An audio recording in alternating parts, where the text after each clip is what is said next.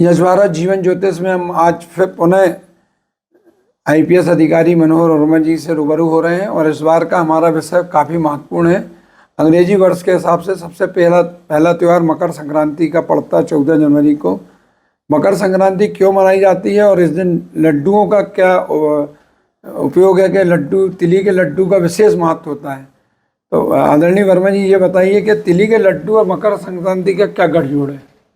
नमस्कार आशीष जी और सभी व्यूअर्स को मेरा बहुत बहुत हार्दिक नमस्कार और आने वाले समय की हार्दिक शुभकामनाएं। आशीष जी आपने बिल्कुल ठीक कहा कि हमारा जो प्रशासनिक वर्ष है, अंग्रेजी वर्ष है, उस के जनवरी माह का ये हमारा पहला त्यौहार है मकर संक्रांति। और मकर संक्रांति एक बहुत ही महत्वपूर्ण पर्व है। ये एक एस्ट्रोनॉमिकल घटना है जिसमें हम जानते हैं कि सूर्य के आसपास पृथ्वी घूम रही है, लेकिन हम जब पृथ्वी पर बैठे हैं तो हमें लगता है कि सूर्य घूम रहा है। और सूर्य घूम करके पूरे एक वर्ष में एक 360 डिग्री का अपना जो भ्रमण है पूरा कर लेते हैं। तो ये 14 जनवरी 15 जनवरी को हर वर्ष मकर राशि में प्रवेश करते हैं। हम जानते हैं कि सूर्य एक राशि में एक वर्ष चलते हैं और हमेशा 14 या 15 के बीच में ये मकर राशि में आते हैं। तो जब ये धनु राशि में अभी चल रहे हैं और इस वर्ष 15 जनवरी को सुबह करीब 2:30 के आसपास मकर राशि में प्रवेश करेंगे। तो एक राशि से दूसरे राशि में जो प्रवेश करने की प्रक्रिया होती है उसे बोलते हैं संक्रांति। तो ये संक्रांति है और चूंकि ये मकर राशि में आ रहे हैं तो मकर संक्रांति है। तो ये मकर संक्रांति में जब आते हैं सूर्य तो एक बहुत बड़ा परिवर्तन होता है। वो परिवर्तन क्या होता है कि आप जानते हैं कि हमारी जो पृथ्वी है वो 23 और डिग्री और 1/2 डिग्रीज 23.15 तो वो झुकी हुई है अपनी एक्सिस पर इतनी। उसके कारण क्या होता है कि जो हमारी ट्रॉपिकल लाइन है, जो एक्सिस है, इक्वेटर जो है अर्थ के बीच का जो भाग है, वहाँ से हमारी पृथ्वी 23.5 डिग्री नॉर्थ में और 23.5 डिग्री साउथ में, इस तरह से मैक्सिमम सूर्य आता जाता है। तो ये मकर संक्रांति के दिन सूर्य जो अभी तक दक्षिण की तरफ चल रहे थे, दक्षिण पोल दक्षिण ध्रुव की तरफ चल रहे थे, अब मकर संक्रांति से ये उत्तरी ध्रुव की तरफ चलना शुरू करते हैं। तो इसको उत्तरायण कहते हैं। उत्तरायण का अपना अलग महत्व है। हाँ, तो ये उत्तरायण जो है ये इस दिन से शुरू होता है और उत्तरायण शुरू होना अपने आप में एक बहुत बड़े समय का शुभारंभ होना है। क्या है, जो देवलोक है उस देवलोक में एक वर्ष का एक हमारा जो एक वर्ष पृथ्वी का है वो एक वर्ष देवलोक का एक दिन होता है। ठीक है, तो दिन में जैसे आधा समय रात का होता है, आधा समय दिन का होता है, 24 घंटे की जैसा हम एक दिन मानते हैं। तो देवलोक में 6 महीने दिन होगा, 6 महीने रात होगी। ठीक है, तो मकर संक्रांति को जैसे ही सूर्य उत्तर की तरफ चलना शुरू करते हैं तो ये देवलोक के दिन का प्रारंभ हो जाता है। ठीक है, तो देवलोक में दिन हो गया। अभी क्या है, अभी रात चल रही है जब तक सूर्य मकर में प्रवेश नहीं। दिन को भी अपन रात माने अभी। हाँ, वहाँ पे भी रात चल रही है। जी। देवलोक में तो जो एक वर्ष है ना हमारा, जो देवलोक है वहाँ रात है। हाँ, हमारा जो एक वर्ष है वो देवलोक का एक दिन है। ठीक है, तो उस दिन उत्तरायण होता है सूर्य, और सूर्य उत्तरायण होता है मतलब वहाँ दिन हो गया। देवलोक में 15 तारीख से दिन आएगा। तो दिन आया मतलब दिन आया तो रोशनी आई, सूर्य आया, तेज आया, ऊर्जा आई। सूर्य जो है ऊर्जा के कारक है, ऊर्जा आता है, उत्साह आता है। तो उत्तरायण इसलिए बड़ा महत्वपूर्ण है। तो मकर संक्रांति का महत्व इसलिए है कि इस दिन से सूर्य उत्तरायण होते हैं। उत्तरायण सूर्य होने का मतलब यह है कि नई ऊर्जा का संचार होना, नए उत्साह का संचार होना, और एक ऐसा समय आना जिसमें कि लोग एन्जॉयमेंट करते हैं। अभी आप देखो ये आपकी फसलें भी अब पक करके आना शुरू हो जाएंगी, तो सब लोग जो है अब तिली के लड्डू का क्या रोल है? हाँ, अब ये तिली के लड्डू का जो रोल है ये भी बड़ा रोचक है। क्या है कि देखिए, मकर संक्रांति को सूर्य आए मकर राशि में। मकर राशि के स्वामी होते हैं शनि, ठीक है। शनि सूर्य के पुत्र हैं, लेकिन पिता और पुत्र दोनों में बनती नहीं है, दोनों में शत्रुता है, ठीक है।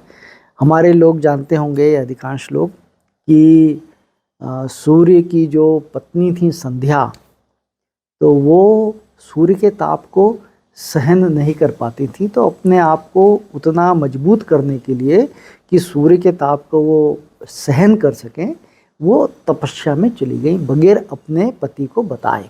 और उनकी जो बहन थी छाया, जो उनके जैसी दिखती थी, उनको उसने अपने महल में रख दिया। बोले छाया तुम यहाँ रहो, ताकि सूर्य को ये एहसास नहीं होगा कि मैं कहीं तपस्या के लिए गई हूँ। अच्छा। तो छाया जो है वो वहीं रहती थी और संध्या तपस्या में गई हुई थी। इस दौरान छाया देवी जो थी, उनसे जो पुत्र को जन्म हुआ वो पुत्र थे शनि। तो शनि जो है इसलिए छाया पुत्र हैं वो, ठीक है। छाया जी के, संध्या के पुत्र नहीं है। संध्या जी के पुत्र यम हैं, यमराज। तो ये जब हुए शनि, तो चूंकि सूर्य का ताप इतना तेज होता था कि छाया जो थी वो एकदम से बिल्कुल डर सहम गई उनके साथ में। इसलिए शनि का कलर काला माना गया। शनि का कलर काला। तो शनि जी का जब जन्म हुआ तो उनका रूप देख करके सूर्य भगवान जो थे वो एकदम विचलित हो गए। बोले ये मेरा पुत्र हो ही नहीं सकता, ठीक है। तो वो तब से जो है शनि को वो नहीं चाहते थे, उन्होंने एक तरह से तिरस्कार कर दिया। तो शनि और सूर्य इन दोनों की शत्रुता है। तो जब सूर्य शनि की राशि में आ रहे हैं, मकर में, मकर राशि के स्वामी हैं शनि, तो यहाँ सूर्य का आना मतलब पिता का अपने पुत्र के घर में आना। और पौराणिक कथा के हिसाब से ये कहा जाता है कि इन्होंने जो है अपने ताप से जो शनि के घर हैं उनको जला दिया था। तो जब ये आए वहाँ सूर्य, इनको यम ने और इनकी पत्नी ने समझाया कि नहीं, आपको मिलना चाहिए, जाना चाहिए, पुत्र है आपका, पुत्र हैं। तो जब सूर्य वहाँ आते हैं तो भगवान शनिदेव के पास में कुछ होता नहीं है, उनका तो घर जल गया होता है।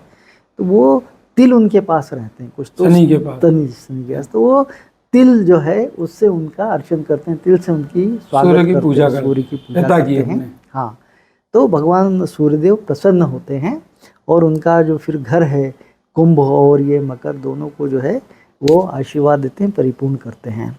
तो इसीलिए आप देखो कि शनि भगवान जो है उनको तिल चढ़ाया जाता है, तिल चढ़ाया, ठीक है। तो तिल जो है वो शनि को प्रतिनिधित्व करते हैं, वो सूर्य तक पहुंचता है। और गुड़ जो होता है वो भगवान सूर्य का प्रतिनिधित्व करता है, ठीक है।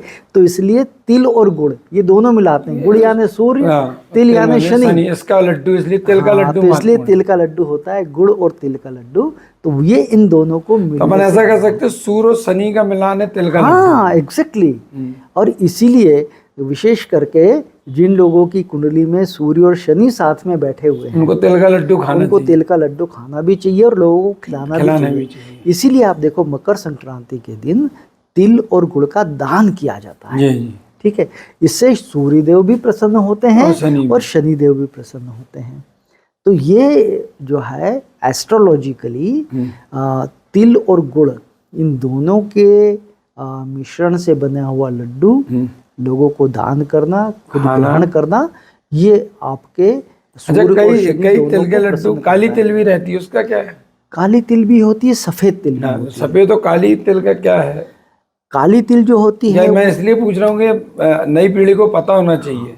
काली तिल क्या होती है कि विशिष्ट रूप से वो शनि को रिप्रेजेंट करती है। अच्छा, पूरी तरह से। तिल तो वैसे भी जो है वो शनि ही है, लेकिन उसका जब रंग हो जाता है काला तो विशेष करके काली हो जाती है। तो जब हम भगवान शनि की पूजा करते हैं तो उनके मंदिर में जा कर के जब हम चढ़ाते हैं तो वो काली तिल चढ़ाई जाती है।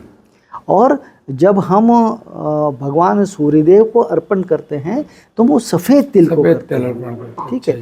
तो इसलिए जब लड्डू वगैरह भी बनता है तो आपने देखा होगा सफ़ेद तिल के भी बनाए जाते हैं, काले तिल के भी बनाए जाते हैं, ठीक है ना।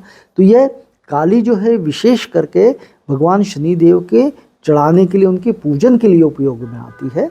और ख़ास करके आपको पता होगा कि मकर संक्रांति के दिन हम कपड़े भी काले पहनते हैं, क्योंकि ठंड का समय भी होता है। और ठंड का समय होता है तो काला कपड़ा जो है वो गर्मी को सोखता है, ठीक है। तो इसलिए हम गर्म महसूस करते हैं। तो ठंड का प्रतीक काले कपड़े पहनने से आपको ठंड भी कम लगेगी, ठंड कम लगती है, क्योंकि वो गर्मी जो है उसको शोषित करता है, ब्लैक तो एब्जॉर्ब कर लेता है। तो इसलिए सूर्य का कलर तो सफ़ेद है एकदम। सूर्य एक्चुअली नारंगी है, केसरिया है, अच्छा नारंगी, ठीक है ना। सफ़ेद जो है वो चंद्र हैं और शुक्र हैं। तो सफ़ेद रंग जो है चंद्र और शुक्र इन दोनों को करता है रिप्रेजेंट, और नारंगी केसरिया कलर जो होता है वो करता है सूर्यदेव को। तो ये जो मकर संक्रांति है, मकर संक्रांति हमारे लिए वैज्ञानिक रूप से भी बहुत महत्वपूर्ण है, क्योंकि वसंत ऋतु का आगमन होता है, गर्मी का आगमन होता है। गर्मी में हमारी ऊर्जा बढ़ती है, हम काम करते हैं, और उत्साह जब ज़्यादा होता है इंसान में तो फिर वो ज़्यादा अच्छा काम करता है। तो साइंटिफिकली भी ये हमारे लिए बहुत अच्छा है और एस्ट्रोलॉजिकली भी बहुत अच्छा है, क्योंकि इस दिन से हमारे जो सूर्य भगवान हैं वो मकर के बाद में फिर कुंभ के बाद फिर वो गुरु, इन सब से चलते हुए उत्तरायण दिशा में जब वो चलते हैं तो हमारे जितने भी लोग हैं उन सभी के जीवन में एक नए उत्साह को संचार करते हैं, नई ऊर्जा को संचार करते हैं, और एक अटूट विश्वास जो होता है और एक अच्छी जो इम्यूनिटी होती है। हम लोग जब छोटे थे तो मकर संक्रांति का बड़ा इंतजार करते थे, लड्डू मिलते थे, सेव, हर प्रकार का लड्डू जो बनते हैं वो मकर संक्रांति में मिलते हैं। बिल्कुल। तो इसीलिए मकर संक्रांति के दिन सूर्योदय के पहले हम स्नान करते हैं। स्नान खास करके अगर हम कोई, अरे नर्मदा जी में जो लोग मकर संक्रांति के दिन स्नान करने जाते, मैंने गांव में देखा मैंने कि गाड़ी निकलती कि नर्मदा जी में मकर संक्रांति के दिन स्नान करना, उसका क्या महत्व है? देखिए क्या है ना, ये सुबह सुबह की जो सूर्य की किरणें होती हैं, जब आप स्नान करते हैं तो वो सूर्य की सारी किरणें आपके शरीर पर आती हैं, ठीक है। तो ये जब उत्तरायण सूर्य हो रहा है उस समय की रश्मियाँ अगर आपके शरीर पर पड़ रही हैं और जल से आप स्नान कर रहे हैं, तो जल जो है वो चंद्रमा का प्रतीक है, ठीक है। और सूर्य की किरणें वहाँ से जब आ रही हैं तो ये आपको आरोग्य देता है, आपके शरीर के लिए बड़ा हुष्ट पुष्ट करने वाला होता है, आपके शरीर में ऊष्मा का संचार करता है, उत्साह का संचार करता है, और आपको एक तरह से देखा जाए तो रोगों से मुक्ति देने के साथ साथ स्पिरिचुअली थोड़े से आपके जो पाप हैं उनका भी शमन करता है और पुण्य कर्मों में भी वृद्धि करता है। तो इसलिए मकर संक्रांति के दिन हमारी जितनी भी पवित्र नदियां हैं उन पवित्र नदियों में स्नान करने का जो है एक प्रावधान है। और अगर हम वहाँ नहीं जा सकते तो हमें अपने घर में ही करना चाहिए। और जब आप घर में स्नान कर रहे हैं तो स्नान करने का जो जल है उसमें थोड़ा सा तिल डाल देना चाहिए और तिल डाल करके स्नान करना चाहिए। और कोशिश ये करना चाहिए कि वो तिल उसके बाद में हम बटोर करके और उसको बाहर कहीं पेड़ पौधों में विसर्जित कर दें, हाँ, वो गंदे पानी के साथ में न जाए। तो इस बात को भी हमें ध्यान रखना चाहिए। ऐसी कोई चीज़ जो मकर संक्रांति से संबंधित मैं ना पूछ पाया हूँ? मकर संक्रांति के संबंध में मुख्य बात यही है कि ये दिन हमारे जीवन में हमें एक नए जीवन की शुरुआत के रूप में लेना चाहिए, क्योंकि इसी दिन आप देखिए भीष्म पितामह जो हैं उन्होंने हमारे उनके जो है शरीर का त्याग किया था। वो इंतजार कर रहे थे कि जब उत्तरायण होगा। तो ये माना जाता है कि जब उत्तरायण होता है, यहाँ पर सूर्य आते हैं तो सीधे आप जो है देवलोक गमन करते हैं, ठीक है। गंगा जी भी कपिल मुनि के आश्रम से होते हुए इसी दिन जो है भगीरथ के जितने भी थे पीढ़ी के पुराने पूर्वज, उन सबका इसी दिन उन्होंने जो है कल्याण किया था, उनको मोक्ष दिया था। तो ये बड़ा मोक्ष का दिन है और ये हमारे जीवन में आगे बढ़ने का, नई ऊर्जा का संचार करने वाला दिन है। तो हमें सभी को मकर संक्रांति के दिन भगवान सूर्यदेव को भी प्रणाम करना चाहिए, स्नान करना चाहिए, उस दिन एक नई ऊर्जा के साथ अपने जीवन की शुरुआत करनी चाहिए। ये थे हमारे साथ मनोहर वर्मा जी। मकर संक्रांति का महत्व जितने अच्छे तरीके से और उसकी गहराई से आपको अवगत कराया है, हमें विश्वास है कि आप मकर संक्रांति के महत्व समझ के अपने जीवन की नई शुरुआत नए तरीके से करेंगे। हमारे आपको मकर संक्रांति की हार्दिक शुभकामनाएं। नमस्कार। बहुत बहुत नमस्कार।